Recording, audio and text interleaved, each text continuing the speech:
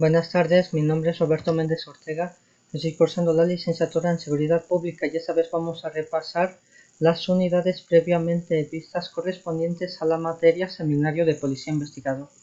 Bueno, antes de empezar, ¿qué es un policía de investigación? Bueno, es una institución de control formal encargado de salvaguardar la vida e integridad física de las personas.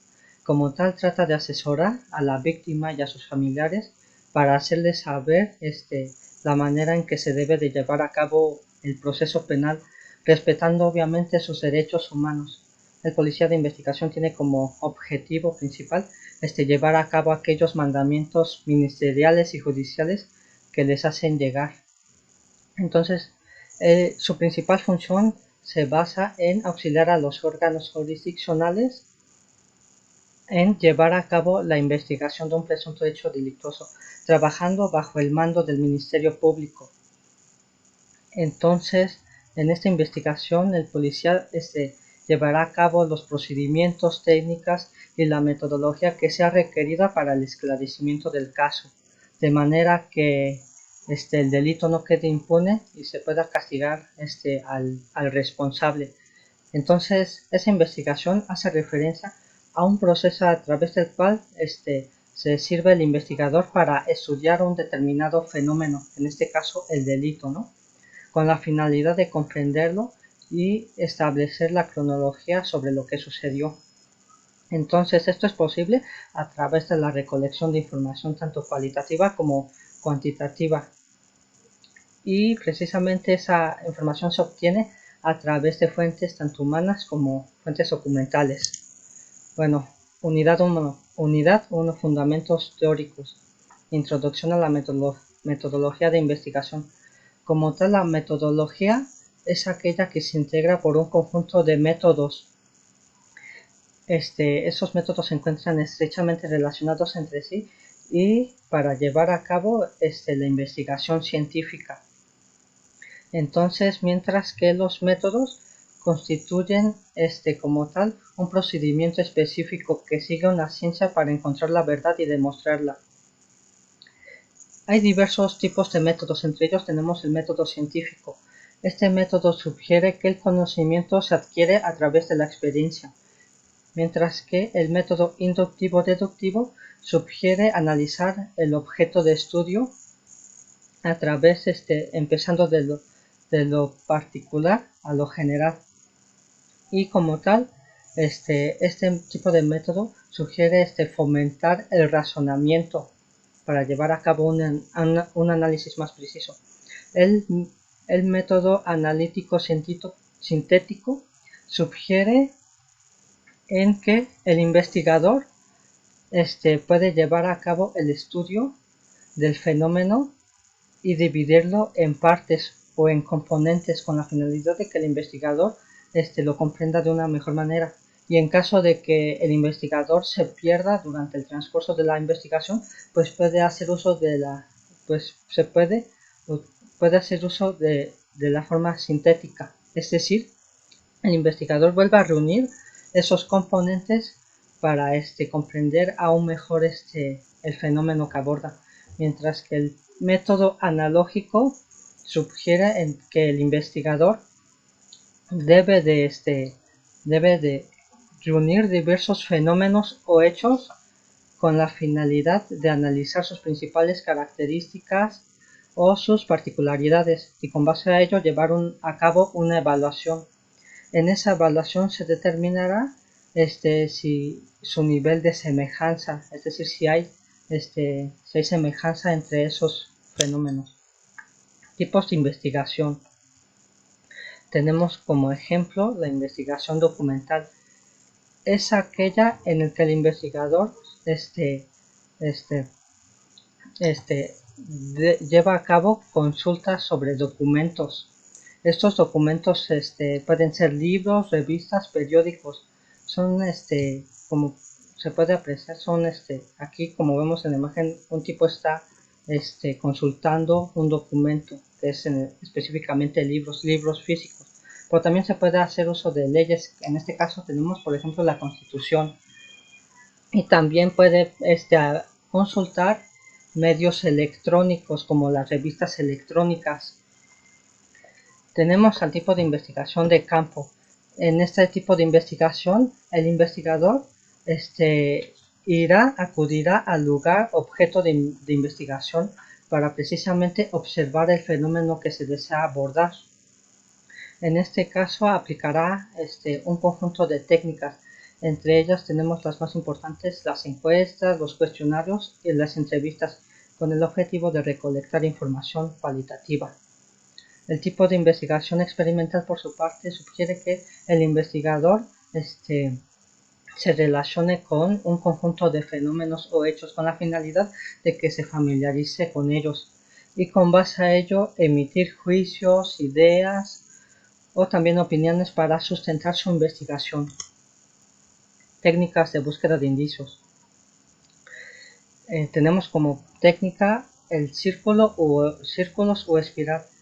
Es usualmente empleada tanto para lugares abiertos como cerrados. Como podemos apreciar en la imagen que está en la parte de arriba, ese constituye la técnica de círculo o espiral. Como se puede apreciar, en el centro hay un cadáver. Entonces el investigador puede tomar como referencia ese cadáver para empezar su búsqueda caminando en círculos o espiral hasta llegar a un punto en específico. Esto puede hacerse de adentro hacia afuera, como lo acabamos de mencionar, o de afuera hacia adentro. Es decir, puede tomar otro punto específico y comenzar la búsqueda en círculos o espiral hasta llegar al cadáver. También tenemos la técnica radial, que, de acuerdo a Gutiérrez y otros, 2021, es usualmente empleada únicamente para lugares cerrados. En este caso se considera que la zona es circular o en forma de rueda, con un centro previamente designado. Los investigadores se van desplazando a lo largo de los radios de la circunferencia del centro a la periferia. También tenemos la técnica de franjas o línea, que es la técnica que estamos viendo en la parte izquierda, método de franjas. Entonces, consiste en realizar un rastrillaje sobre un espacio a campo abierto ideal para grandes dimensiones, por lo que esta técnica nada más se va a utilizar para lugares abiertos. Entonces, supongamos que el hecho delictuoso ocurrió en un terreno y los investigadores deben de dividir la zona en cuadrículas, ¿no? En cuadros. Y de allí pues van a intervenir en cada cuadro, en cada cuadrícula, van a participar diversos individuos, los cuales van a caminar hacia adelante, tal como se muestra en la imagen. Van a caminar hacia adelante en una misma dirección. Y en caso de que se encuentre un indicio, pues se va a dar aviso a la autoridad encargada de la investigación para su recolección. Planimetría. Como tal, la planimetría es un método de técnica de fijación que tiene como objetivo plasmar a través de dibujos el lugar de los hechos. Tenemos como ejemplo el plano general. En el plano general se van a determinar aquellas rutas de acceso, tales como las puertas y ventanas. En ese caso también se precisarán datos para establecer la ubicación exacta del lugar de los hechos. TIPOL 2015 considera que en el croquis se detallarán aquellas áreas cercanas a la escena del crimen, precisando de manera gráfica todos los ambientes y características que lo rodean, determinando si se trata de una casa de habitación o un edificio, y en concreto las vías de acceso existentes. Entonces este método, el plano general, puede hacerse a escala 1:75 y se debe de tomar como referencia cada una de las habitaciones, precisando exactamente cuál es la habitación donde se encuentra la escena del crimen, ya sea que la escena del crimen se encuentre en la cocina o en el baño o en el dormitorio, mientras que el plano de detalle, por su parte, es el croquis a través del cual tiene como objeto plasmar los principales objetos que rodean la escena del crimen. Entre esos elementos están los indicios, los principales indicios, como el cadáver. También considera las rutas de acceso como las puertas y ventanas. Y en caso de que sea en un lugar cerrado, pues precisar las salidas de emergencia, por ejemplo. Puede hacerse a escala 1.25 y se hace principal referencia, como ya se había mencionado anteriormente, a los principales indicios encontrados en el lugar de los hechos, precisando exactamente su ubicación y su respectiva codificación. Por ejemplo, el cadáver es el indicio número 1, de acuerdo a TIPOL 2015. Aquí se puede apreciar en la imagen un croquis que se trata de un lugar cerrado. En él podemos contemplar las características de la casa habitación y podemos presenciar el cadáver que se encuentra en el dormitorio. También precisa, entre otras cosas, la cocina, el comedor, el baño e incluso los indicios, ¿no?, que se pueden apreciar allí, las huellas que hay en el lugar de los hechos. Metodología de la investigación del delito. Vamos a considerar aquí el caso Narvarte, que ocurrió específicamente en un edificio, en un lugar cerrado. Y pues se trata de un caso de un multihomicidio donde asesinaron a 5 personas. Entonces el método que se va a emplear aquí es el método científico estructurado por 5 pasos estrechamente relacionados entre sí.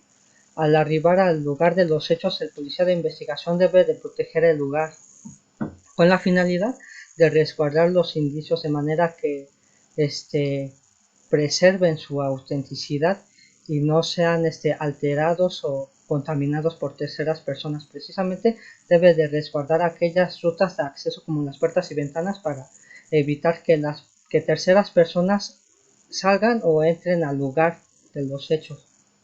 Entonces, la protección tiene como finalidad preservar la escena del crimen tal y como fue hallado, mientras que la observación del lugar es el escrutinio mental encaminado a la observación general de lo que se observa. Y con base a ello, el policía podrá plantearse interrogantes, que es el siguiente paso, es el planteamiento del problema. Como tal, el policía investigador se planteará diversas interrogantes sobre las cuales, por medio de la observación, pues deberán ser respondidas. Como por ejemplo, ¿qué es lo que pasó? ¿Qué es lo que ocurrió? ¿Cómo se suscitaron los hechos? ¿Quién fue el principal responsable? ¿Cuál fue el agente vulnerante empleado?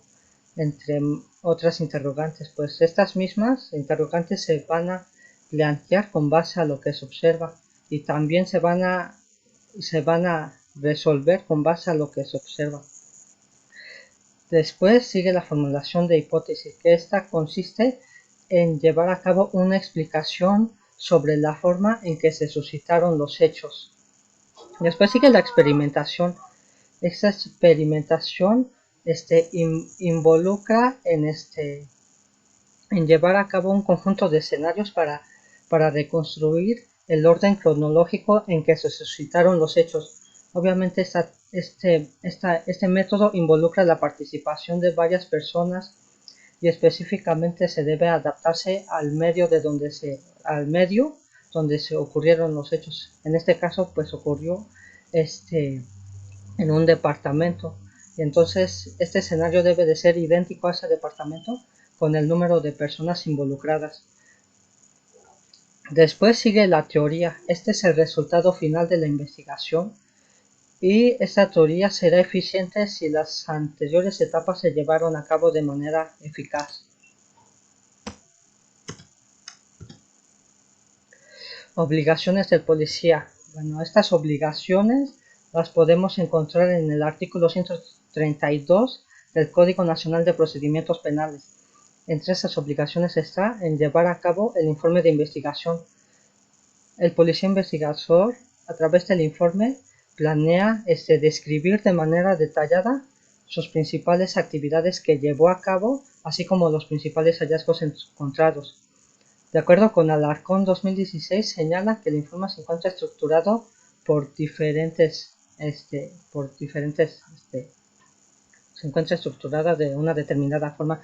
Entre ellos tenemos el título, el resumen en el que se incluye el objetivo del trabajo, también se encuentra la introducción, destacar el fenómeno el cual fue abordado, también se consideran las hipótesis y las variables, y también el método que se utilizó, en este caso el tipo de método que se utilizó en la investigación del delito y los principales resultados obtenidos.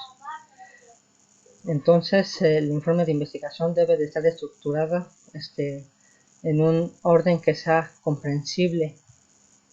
También, como ya reiteramos, el policía de investigador pues tiene muchas obligaciones, entre ellos asesorar a la víctima y protegerla en caso de que sea necesario, recibir las denuncias sobre los hechos que puedan ser constitutivos del delito, realizar detenciones en casos de flagrancia o en casos de caso urgente, reservar el lugar de los hechos para asegurar su autenticidad, la autenticidad de los indicios, recolectar y respaldar los objetos relacionados al delito para que posteriormente sean analizados, entrevistar a personas que pudieran aportar información relevante. Unidad 2. Sistemas básicos de identificación. Antropometría. Como tal, esta es una ciencia que se basa en el estudio de las medidas del hombre y se encuentra clasificada en tres. Entre ellos tenemos la antropometría estática, en el cual se basa su estudio estudia las medidas del hombre cuando éste se encuentra en un estado de reposo, mientras que la antropometría dinámica estudia las mediciones del cuerpo humano cuando se encuentra en un estado de movimiento, mientras que la antropometría comparativa hace mediciones al cuerpo humano considerando las principales características de un individuo, ¿no? Como por ejemplo la raza, sexo o edad, con la finalidad de llevar a cabo comparaciones. Filiación. Como tal, la filiación es un término utilizado por el perito criminalista para describir aquellas características físicas de una persona. Entonces es un término técnico que utiliza el perito criminalista para detallar las características físicas por ejemplo, del cadáver. Entonces va de orden descendente, es decir, de la cabeza a los pies. Además de que cuenta con una metodología propia, porque va de lo general a lo particular y se empiezan a describir las características más obvias del sujeto. El primero es el sexo, seguido de la edad. Después de eso pues seguirá, por ejemplo, la estatura y la complexión, es decir, si es delgada, robusta u obesa. Después sigue el color de la piel, el tamaño de ojos y así sucesivamente hasta terminar con las señas particulares, como por ejemplo los tatuajes que tiene el cadáver. Técnicas químicas, detección de sangre. En este caso el perito en química forense arribará al lugar de los hechos para analizarlo e identificar las manchas hemáticas que pudieran encontrarse y a partir de esas manchas tomar muestras para precisar si efectivamente se trata de sangre e incluso determinará si esa sangre le pertenece a la víctima o al victimario o de otra persona involucrada en el lugar de los hechos. El análisis de la sangre implica realizar pruebas sencillas de carácter cualitativo, en las que se aprovechan las propiedades de la hemoglobina. A través del hierro se cataliza la oxidación de ciertos minerales por la acción de un peróxido. El test de drogas, por su parte, involucra tomar muestras del cadáver, que generalmente son muestras de carácter biológica, y entonces a partir de esas muestras se va a identificar y cuantificar la cantidad de droga que se encuentra presente en esa muestra biológica. Entonces se va a contestar dos interrogantes principales. Por medio de la muestra biológica se va a determinar si el individuo ingirió o no una droga, y en caso de que sea positiva, pues precisar de qué tipo de droga se trata e incluso cuál es la cantidad que esa persona ingirió. Entonces, este tipo de muestra se puede hacer tanto en personas vivas como en personas muertas. Respectivamente, se hace uso de los agentes de recorte que se eligen en base a su similitud con alguna propiedad física o química de la sustancia que se acompaña. Técnicas de identificación. Aquí se va a considerar un caso en específico en el que se encontró en un canal de aguas negras una bolsa con restos humanos. Y al tratarse de restos humanos, que probablemente, pues obviamente, están en un estado de putrefacción, se van a utilizar tres técnicas importantes.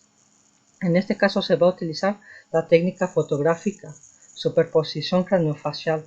Se centra en la comparación, es decir, se debe de tener una imagen del cráneo de un cadáver y la fotografía de la probable persona cuando aún seguía con vida para establecer comparaciones y a partir de allí identificar la identidad del cráneo. La imagen del cráneo del cadáver puede ser un fotograma de video o puede ser también una radiografía. De igual modo se debe de utilizar un software específico para que realice las comparaciones. También tenemos la técnica radiológica craneal.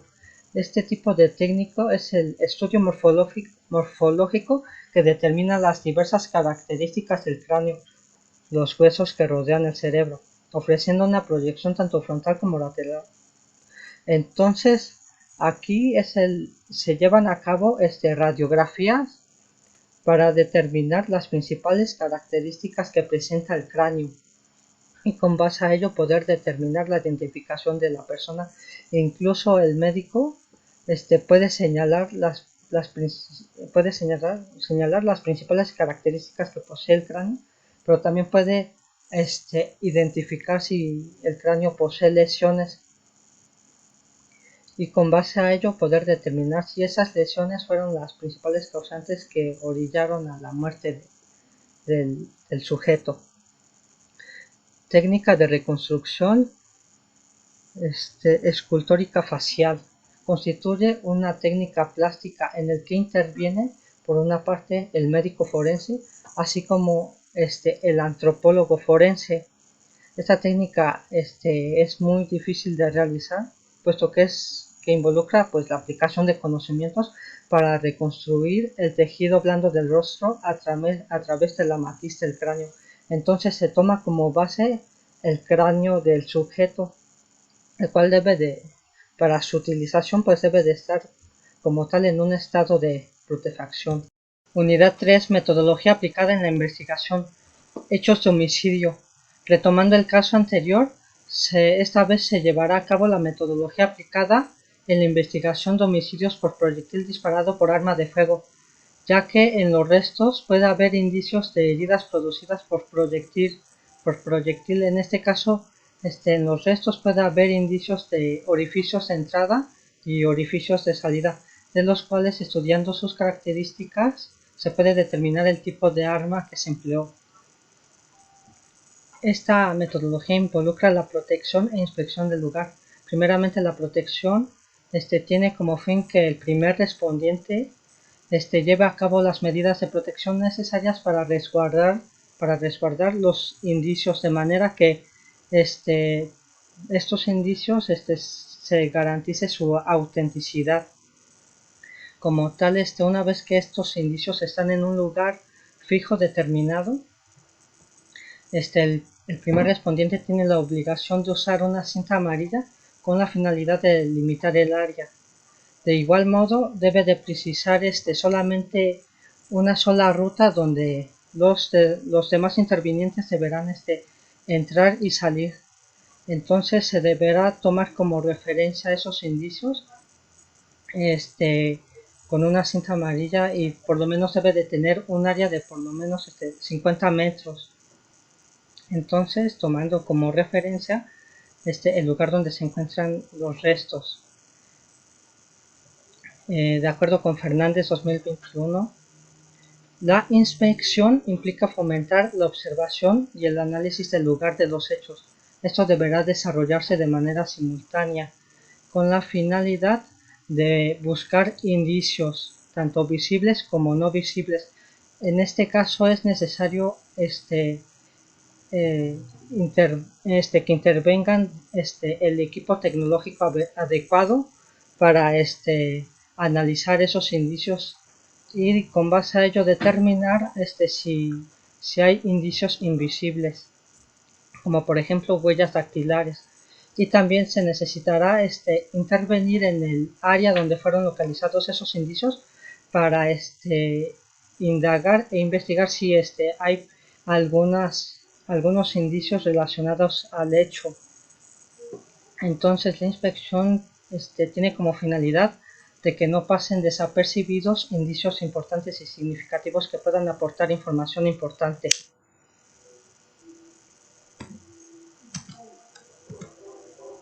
Deducción e inducción. Como tal, la deducción es el proceso que se basa en la obtención de una certeza. Por ejemplo, supongamos que en el lugar de los hechos arriban los peritos y llevan a cabo la localización de estos y en caso de que se localicen huellas dactilares y una vez analizados, pues entonces se tiene la deducción de que hubo un interviniente en el hecho delictivo. Es decir, si estas huellas no solamente pertenecen a la víctima y pertenecen a las de otra persona, pues entonces se deduce la participación de otra persona en el hecho delictuoso. En cambio, la inducción se toma como base el análisis de los indicios encontrados en el lugar del hecho. Aquí entra en consideración tanto la lógica como el razonamiento, ya que a través de los resultados que brinden esos indicios se va a poder fomentar la autoría del delito y sobre todo pues la identificación del presunto responsable. Recolección, embalaje y etiquetado. Como tal, estos son tres procesos importantes. Una vez de que ya se hayan fijado los indicios a través de la planimetría o fotografía forense, se procede a su recolección. Lascano y Sánchez sin fecha señalan que la recolección involucra el desplazamiento de indicios de su posición original. Entonces se van a levantar esos indicios de acuerdo a sus características, ya que deberán ser recolectados de manera individual, considerando un instrumento especial de acuerdo a sus características, ya que no es lo mismo recolectar un indicio que involucre una mancha hemática o sangre y recolectar, por ejemplo, una huella dactilar. Entonces se necesitan técnicas específicas para recolectar esos indicios. Entonces estos indicios se van a recolectar de manera individual. De igual modo, el perito tiene la obligación de utilizar las medidas de protección necesarias para no contaminar la escena o el lugar de los hechos y preservar los indicios, preservar su autenticidad. Entonces estas medidas incluyen medidas básicas como guantes, mascarilla y calzado cubierto. Mientras que el embalaje, por su parte, involucra reservar el indicio en un recipiente, de manera que este indicio no se pueda mover y que de alguna u otra forma quede fijo el indicio de manera que no se mueva. Por ejemplo, un arma de fuego puede ser embalado en una caja, pero además involucra que esté bien sujetado para que el arma no se mueva de un lugar a otro. Entonces es lo mismo con cada indicio. De acuerdo a sus características que presente el indicio, debe ser embalado de manera individual y de acuerdo a sus características. Pues entonces para su embalamiento se considera un recipiente protector, tales como sobres, envases o frascos, o como en una caja como anteriormente señalamos. Entonces el embalaje tiene como principal función salvaguardar la integridad y valor probatorio de los indicios. Por último, el etiquetado involucra ciertos datos, como por ejemplo la fecha y hora en que los peritos acudieron al lugar de los hechos, el domicilio exacto del lugar del hecho hallazgo, ubicación exacta del lugar donde el indicio fue recolectado, así como describir sus principales características, si se trata de una mancha hemática o un casquillo de una bala, entre otros, ¿no? También se deberán determinar las observaciones y el nombre del agente policial o perito que recolectó y embaló ese indicio. Personal interviniente de campo y de laboratorio. Es muy preciso que, considerando que los indicios se tratan de restos humanos que están en estado de putrefacción, es necesario que intervengan diversas ciencias, tanto de campo y de laboratorio. En este caso se involucra la intervención del perito en fotografía forense. Este perito tiene como finalidad arribar al lugar de los hechos para fijar todos y cada uno de los indicios. En este caso tomará fotografías a los restos con la finalidad de que se puedan analizar a través de una fotografía. Entonces es un método de fijación. Por su parte, el perito en química forense también arribará al lugar de los hechos para analizar el lugar y en este caso los indicios para identificar indicios tanto orgánicos como inorgánicos, en el que destacan, por ejemplo, la pólvora o también los fluidos corporales. El perito en balística forense, por su parte, estudiará el trayecto en el que fue disparado el proyectil de arma de fuego. Entonces tiene como principal objetivo analizar el trayecto en caso de que en los restos haya orificios de entrada. Por su parte, el perito médico forense tendrá como fin también de igual modo analizar el lugar y llevar a cabo el respectivo levantamiento. Por su parte, la dactiloscopía es la ciencia que se ocupa del estudio de las huellas dactilares, con la finalidad de identificar, por ejemplo, a la víctima o al presunto victimario, y considerando que probablemente en los restos podría haber indicios de huellas dactilares. Hechos de suicidio. Para los hechos de suicidio se va a considerar el método inductivo-deductivo, que implica que el investigador lleva a cabo un razonamiento a través de la lógica, y como en este caso se va a llevar a cabo el estudio del fenómeno empezando de lo particular a lo general, y en este caso contempla tres pasos importantes. El primero es la observación, que involucra que el investigador lleve a cabo como tal un análisis del objeto de estudio que se está investigando, con la finalidad de tener conocimiento sobre lo que está estudiando, y considerará todos aquellos aspectos que son importantes y que resulten de vital importancia para llevar a cabo la investigación. La hipótesis, por su parte, como tal, consiste en llevar a cabo un procedimiento general que involucre la explicación de cómo sucedió el suicidio. La experimentación, por su parte, es el medio de producir o provocar el fenómeno cuantas veces sea necesario con el fin de tener conocimiento sobre lo que pasó. En general, como ya habíamos planteado, se trata de reconstruir la escena para tener una visión específica sobre cómo acontecieron los hechos.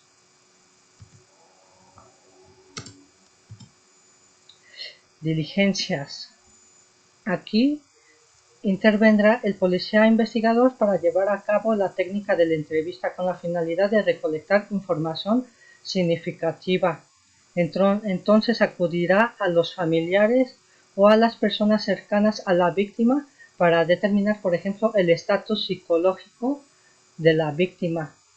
Entonces se quiere determinar su personalidad, en este caso la personalidad de la víctima, como por ejemplo, el investigador policial puede determinar a través de la entrevista si la víctima tenía antecedentes, tenían intenciones suicidas alguna patología o trastorno mental que orilló al hecho.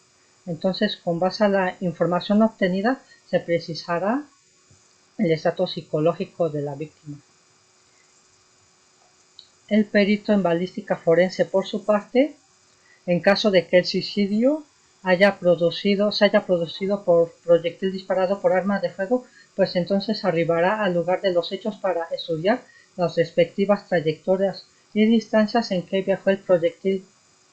Entonces, para ello, el perito en balística forense analizará los orificios tanto de entrada como de salida, en caso de que estos últimos pues los hubiere, porque no es muy común que haya orificios de salida, pero en caso de que el sujeto se haya disparado, por ejemplo, en una zona cercana, pues entonces sí, cuya distancia haya sido corta, pues entonces puede haber orificios de salida también.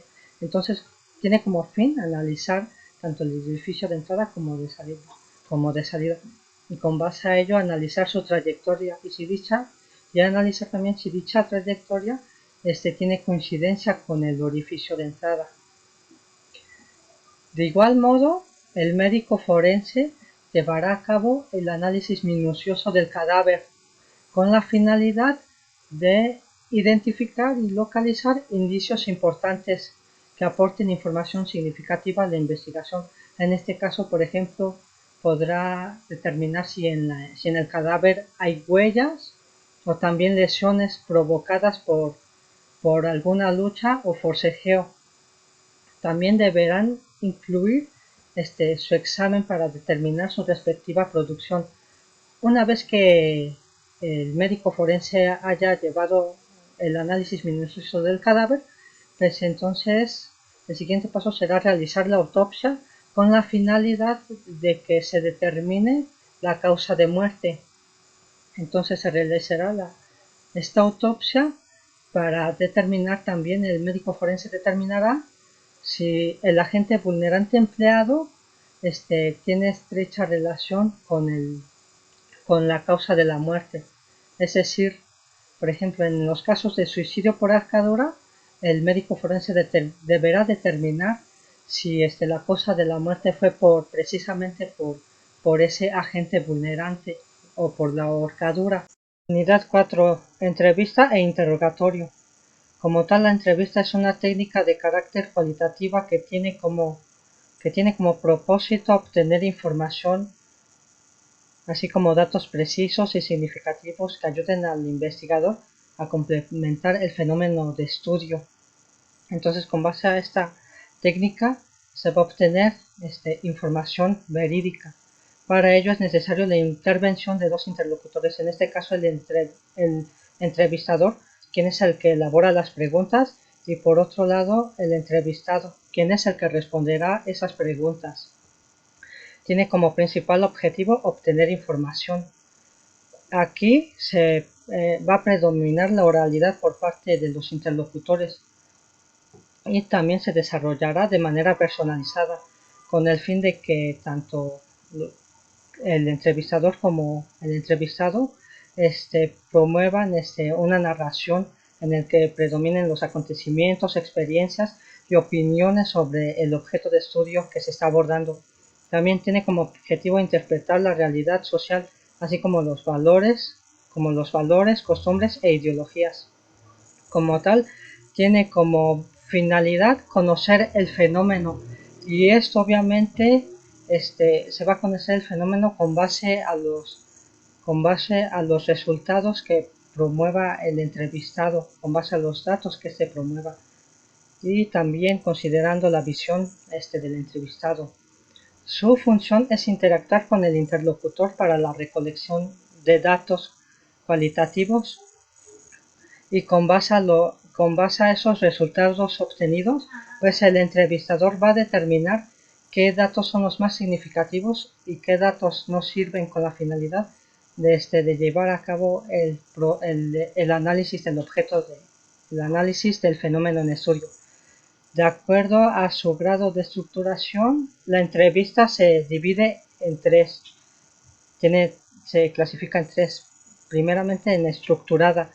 es aquel tipo de entrevista a través del cual el entrevistador considera cuál es el tipo de información que se va a utilizar.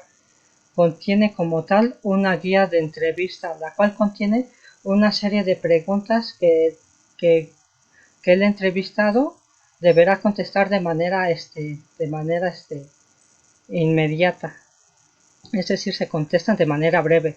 Por su parte, la entrevista semiestructurada, de igual modo, el entrevistador considera cuál es el tipo de información que requiere. También cuenta con un guión de entrevista. Sin embargo, este guión de entrevista contiene una serie de preguntas de forma abierta. Es decir, el entrevistado va a tener posibilidad de expresarse y por lo que tendrá como ventaja obtener más información sobre ese hecho o fenómeno. La no estructurada, por su parte,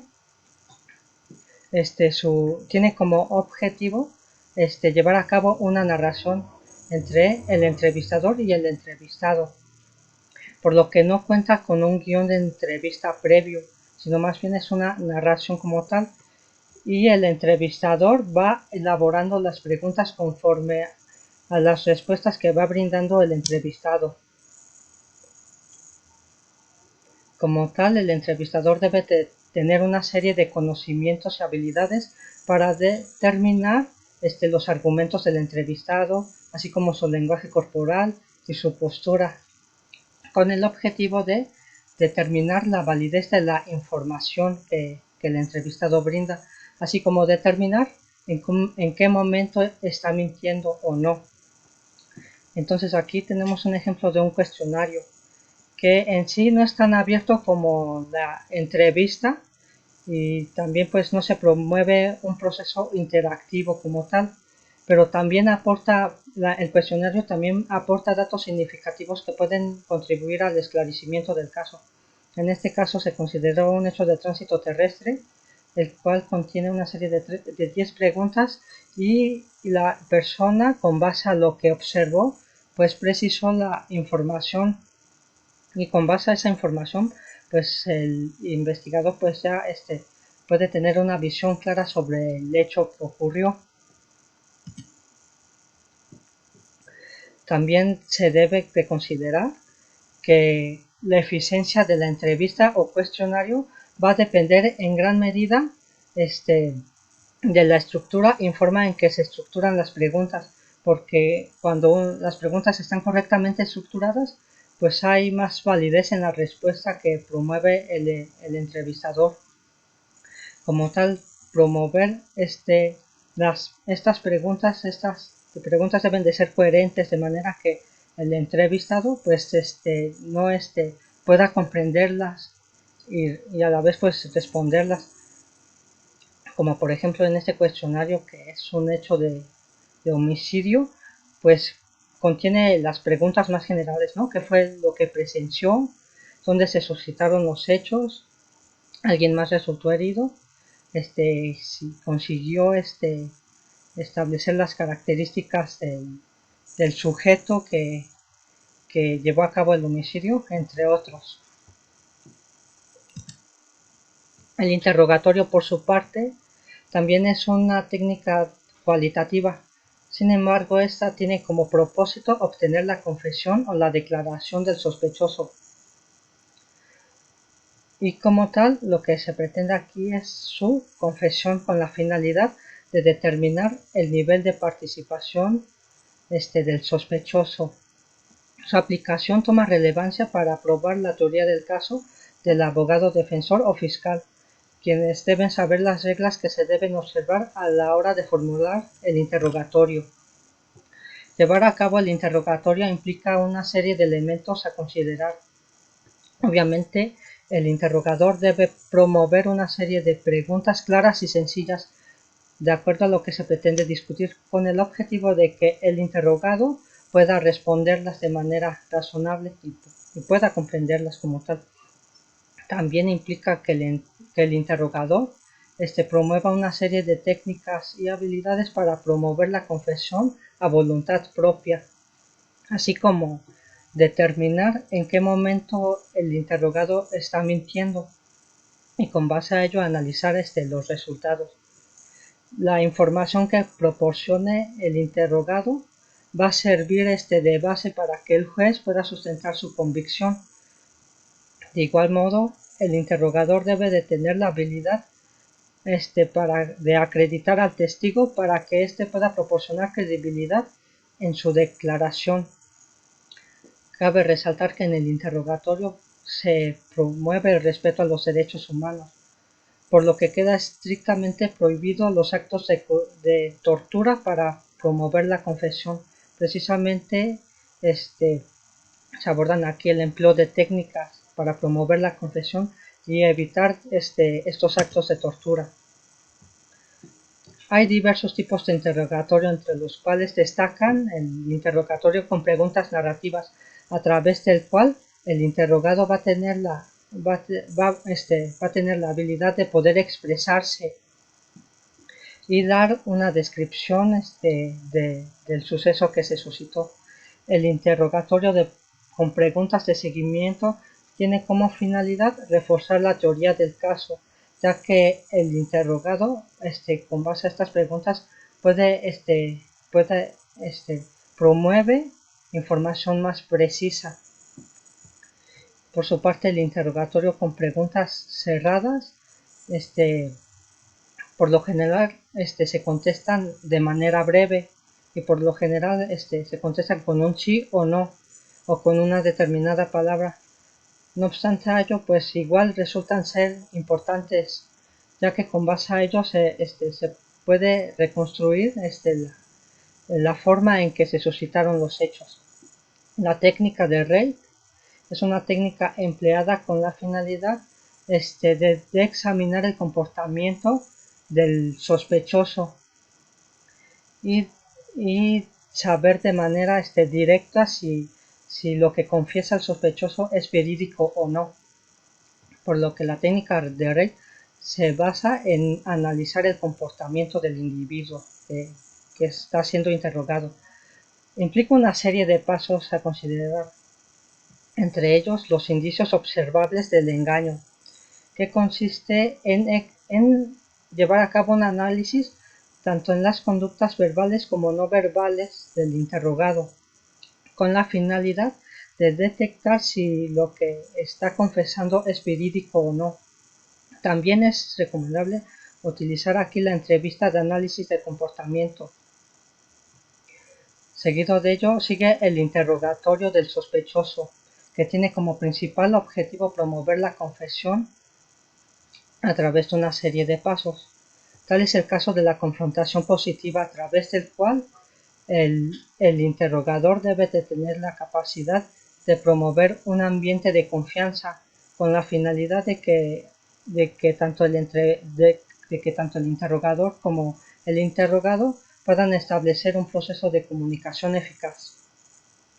Para concluir, debemos de considerar la importancia que tiene la investigación del presunto hecho delictuoso para llegar al esclarecimiento del caso, ya que en ocasiones el policía de investigación en general la promueve, pero cuando la promueve los resultados no suelen ser los más satisfactorios, por lo que aquí hay que considerar su capacitación del policía para que lleve a cabo una investigación de manera eficiente. La mayoría de las investigaciones que se llevan a cabo no son eficientes precisamente porque el policía de investigación no tiene la destreza o la capacidad de promover una investigación eficaz. Tampoco tiene las habilidades de llevar un interrogatorio o de llevar a cabo una entrevista de manera adecuada. Pues entonces resulta fundamental promover esa capacitación para que el policía realmente ayude a la comunidad. Entonces, con base a su capacitación, pues ya va a haber más posibilidades de que se lleve a cabo una investigación del delito más eficiente, de manera de que reduzca de alguna u otra forma la impunidad que hay en este país. Bueno, pues entonces esto ha sido todo de mi parte. Espero que haya sido de su agrado.